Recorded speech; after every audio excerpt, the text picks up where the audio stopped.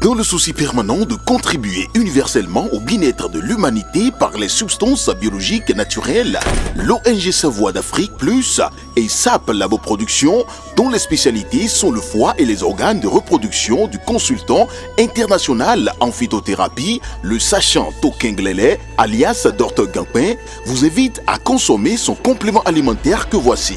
Gampin Siro est un complément alimentaire qui favorise la multiplication des cellules du foie et le bon fonctionnement du côlon. Il stimule par son action énergétique le désir sexuel en corrigeant les troubles érectiles, l'éjaculation précoce, augmente la libido et corrige la fatigue physique et mentale. Le siège est dans Cotonou à Zobo, non loin du 10e arrondissement. Contact plus 229 60 60 20 65 97 25 03 61 95 53 70 70.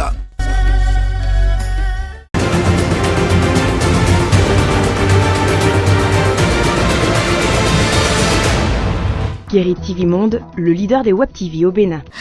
C'est un plaisir de vous retrouver dans ce nouveau rendez-vous de l'information. Bonsoir à toutes et à tous. Au sommet de cette édition vespérale, le dossier Alain Tozo, deuxième adjoint au maire de Porto-Novo, prend une nouvelle tournure. Un rebondissement à suivre dans ce journal. Examen du brevet d'études du premier cycle BEPC 2024. Les épreuves de PCT sont désormais obligatoires pour tous les candidats de toutes les séries. Dans cette édition du soir, apprenants et enseignants se prononcent à propos. Et au Tchad, les contestations des résultats de l'élection présidentielle du 6 mai 2024 se poursuivent. Deux autres candidats à cette élection ont déposé de nouvelles requêtes auprès du Conseil constitutionnel. Voilà tout pour le sommet. Le développement, c'est après ceci.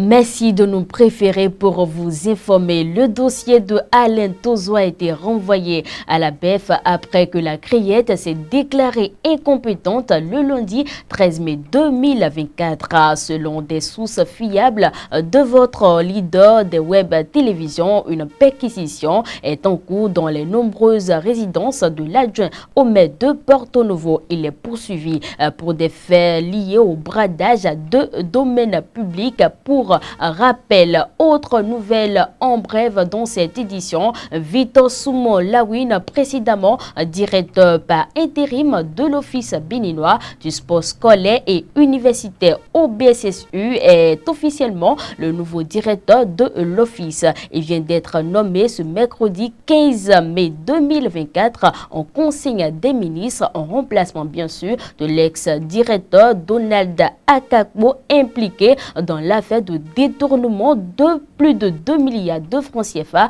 à l'OBSSU et placé en détention provisoire depuis le 8 décembre 2024-2023. Bien sûr, il y est avec ses co-accusés aussi poursuivis pour des faits de détournement présumé de deniers publics et de blanchiment de capitaux. Il faut par ailleurs préciser que Victor Soumo Lawin était précédemment cadre au ministère des Sports avant d'atterrir à la direction de l'Office.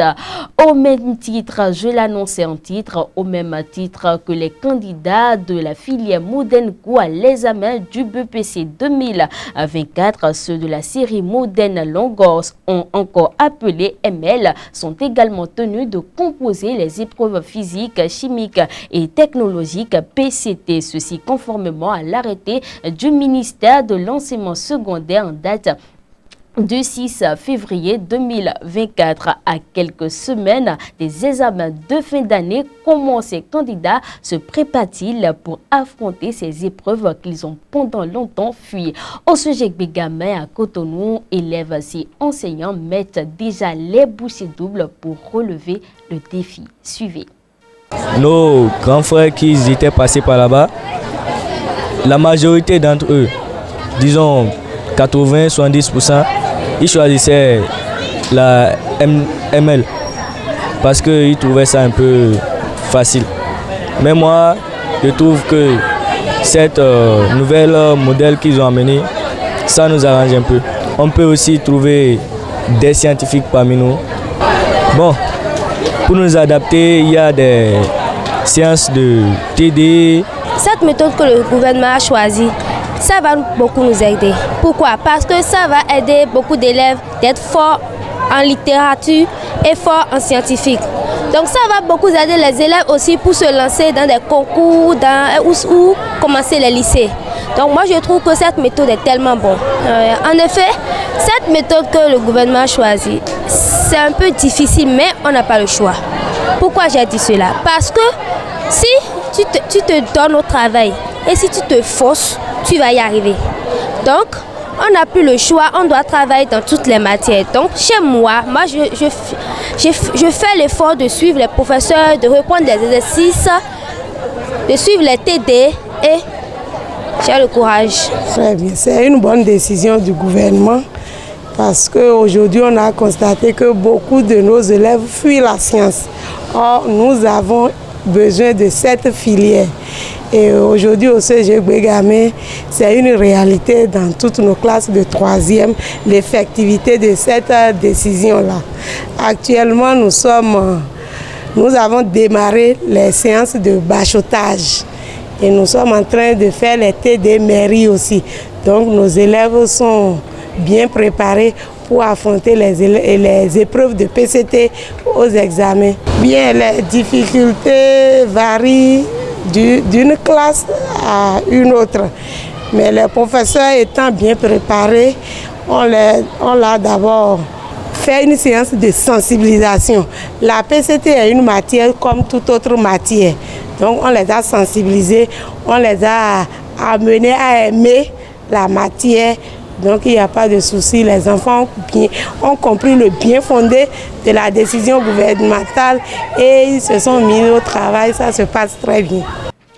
En bref, mesdames et messieurs, le ministre de la Justice et de la Législation porte à la connaissance de l'opinion publique que les retards observés dans la délivrance des casiers judiciaires ou les absences de réponse ne sont imputables au Centre national de casiers judiciaires CNCJ. Cela est dû, selon le communiqué du ministre, à un système de rançonnement des demandeurs mis en place par des voies parallèles et déjà démantelé. À partir donc de ce mercredi 15 mai 2024, les dispositions sont prises pour respecter à nouveau le délai de délivrance du casier judiciaire qui est bien évidemment de 72 heures à compter de la date de demande. De même, le ministère de la Justice et de la législation fait savoir que les équipes sont renforcées pour que toutes les demandes complètes en instance soient traitées au plus tard le 30 mai 2024. Autre information dans cette édition du soir, les motos à 3 roues constituent de plus en plus un danger pour celles à 2 roues sur les pistes cyclables. Blocage de passage, accidents de circulation et autres sont les risques auxquels les engins à 2 roues sont souvent exposés. Une équipe de la rédaction était sur le terrain pour s'enquérir de leurs difficultés. Voici les dangers créés par les tricycles et autres motos à 3 roues sur nos axes routiers. La piste cyclable étant déjà très réduite, ces engins bloquent complètement ce couloir de circulation, empêchant ainsi les autres à 2 roues de circuler librement. Ils nous bloquent vraiment le passage. Et lorsqu'on tente de les dépasser, c'est des accidents qui surviennent.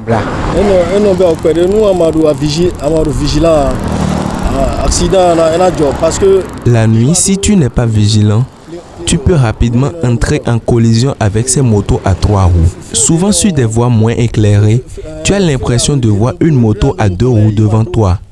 Or, c'en est une à 3 roues.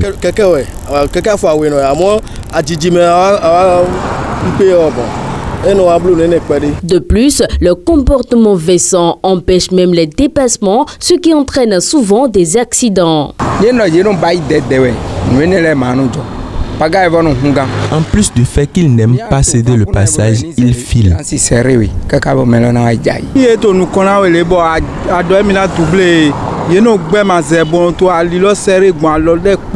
Ils n'aiment pas du tout céder le passage et cela cause des dégâts. Pour ces conducteurs de moto à 2 roues, il serait préférable de renvoyer les conducteurs de moto à 3 roues sur la voie principale, celle des véhicules. Si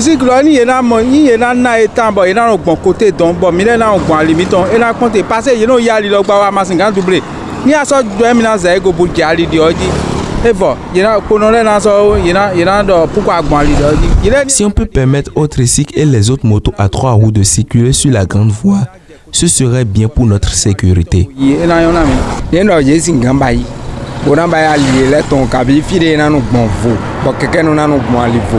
Si l'État peut construire de nouvelles voies destinées à cette catégorie de motos, ce serait bien.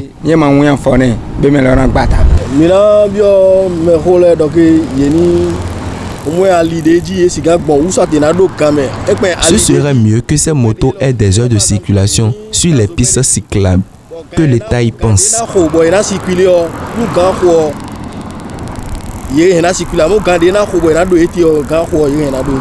Espérons que le cri de cœur soit entendu.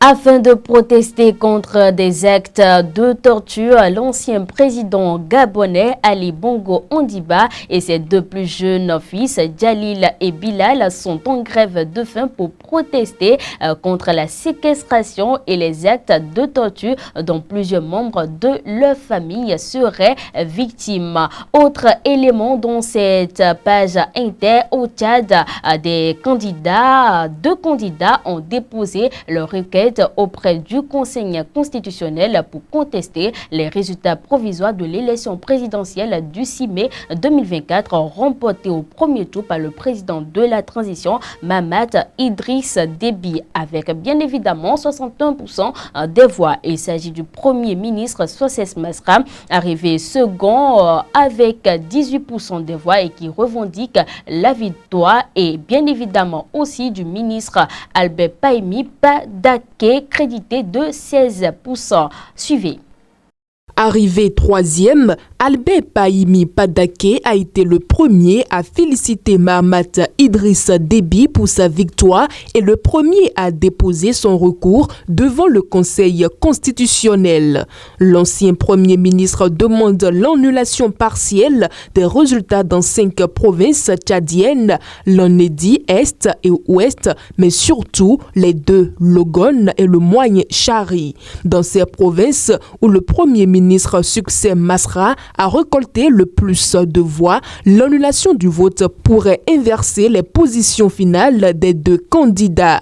Constat d'huissier à l'appui, Pahimi Padake dénonce l'utilisation des couleurs du drapeau national lors de la campagne en violation du code électoral. Succès Masra, qui revendique toujours la victoire avec 113% des voix selon son propre décompte, demande lui l'annulation pure et simple du scrutin. Selon lui, ses avocats auraient relevé un grand nombre d'irrégularités dans un dossier déposé en format numérique et papier.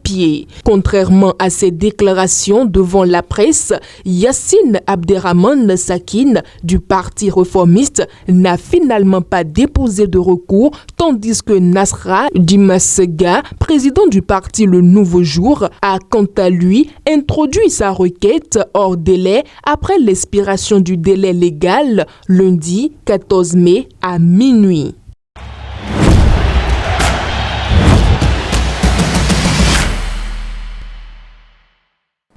Dernier virage de ce journal, 28e édition de la Coupe du monde scolaire de football U18 en Chine. Les Guépas scolaires du Bénin ont pris leur envol le mardi 14 mai 2024 à l'aéroport international Benandin Gonti de Cotonou en direction de Dylan. Précision.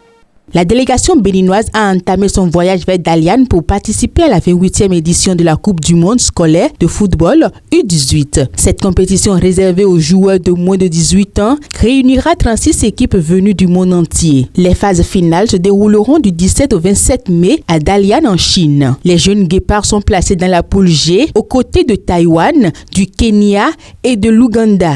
Sous la direction de Séverin Danya, l'équipe avait déjà laissé sa marque lors de la première participation en 2023 en se classant 5e. Il reste maintenant à voir jusqu'où les jeunes guépards parviendront à se hisser cette année. C'est sur ces informations des Guépards Juniors, mesdames et messieurs, que nous refermons cette édition du soir. Merci d'avoir été des nôtres et d'ici là, portez-vous bien.